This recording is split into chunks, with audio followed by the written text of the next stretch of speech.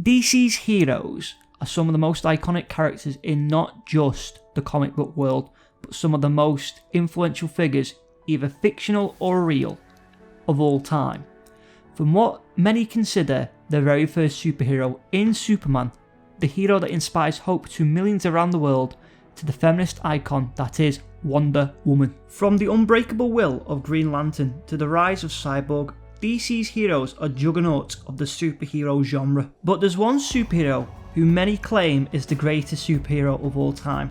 The Dark Knight's influence is seen in countless pieces of media, ranging from other superheroes such as Spider-Man and Wolverine, to even other properties such as My Hero Academia. And part of what makes Batman arguably the greatest hero of the modern era are the villains that he encounters. Enter Harley Quinn. Harley Quinn, which stars the DC villain of the same name, is one of the best parodies on the Batman lore I've seen, and instead of trying to describe the show, I'll point out some out of context things that happen in this show.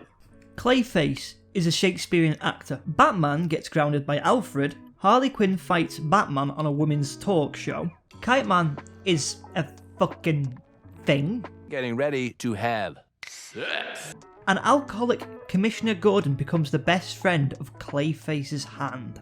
Why can't you just leave us alone? What he said! Okay, that last one is just bizarre. Given what I've just mentioned, it's obvious that this show is a mature parody of the Batman mythos, and the way it parodies it is hilarious, but at the same time it gives its characters a sense of identity that's actually somewhat endearing. Take King Shark for example, initially presented to the audience as this hulking, man-eating monster of a great white shark, who turns out to be the most precious thing we need to actually protect. Howdy! Almost every character, regardless of how big the role they play in the series, gets made into an exaggerated version of themselves, from Batman's obsession with fighting crime to Robin being actually voiced by an actual child.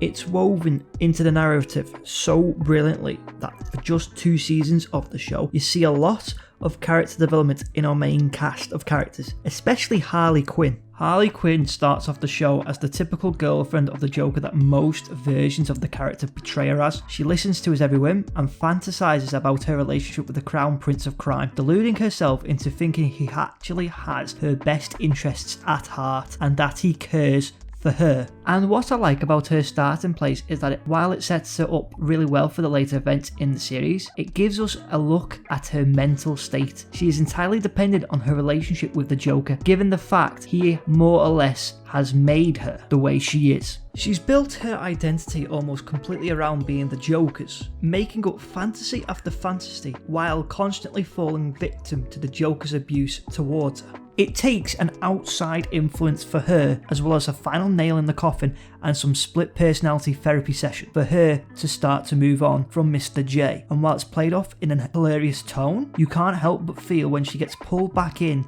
with the Joker. And the outside influence that helps Harley escape from the Joker's mental grasp is our secondary protagonist, Poison Ivy. Poison Ivy, in contrast to her more prominent sultry personality from the comics, is portrayed as a sassy, introverted woman who struggles to get close to people, with Harley being the person she's been closest to and warmed up to the most. She's shown to be insecure whilst hiding it behind a facade, or while trying her best to help our batshit crazy protagonist, and, as Harley puts it, a classic misanthrope with abandonment issues who befriends plants to avoid human intimacy. It takes a lot of work for her to work through her feelings, as well as to learn to open up. The duo make a great foil to one another that contrast each other beautifully, with Harley's energy and Ivy's calmness, making the duo's friendship throughout the show not only believable, but extremely endearing, helping each other to grow as individuals where without each other they'd be lost on the personal journeys that they were on at the start of the series. They both have moments where, without the other, they'd likely never recover from, with Harley's feelings of attachments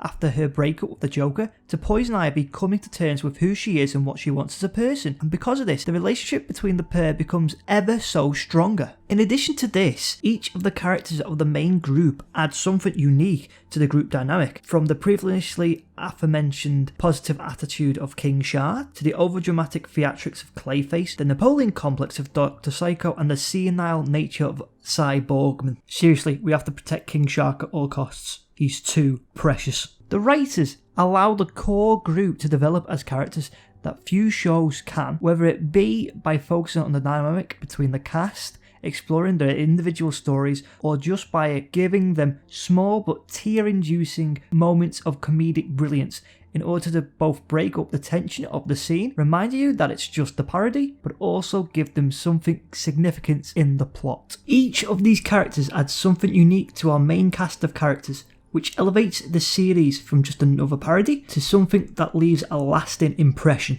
And with the way the show is written, with a lot of heart and a lot of weight behind its characters, make sure to add what feels like a lot of character growth packaged into each episode of 20 to 25 minutes, whilst being a parody of the Batman lore. And it makes the characters even more relatable, especially with the way the writers have carefully deconstructed and reconstructed these characters in this show. And it's not just our core characters that get development. Other characters with smaller roles, such as Commissioner Gordon, the Joker, Bane, and even the Penguin's nephew get their moments to shine. And even if certain characters don't get huge moments to shine, they still get the little moments, with other animated shows can't give to other characters that aren't in the core group.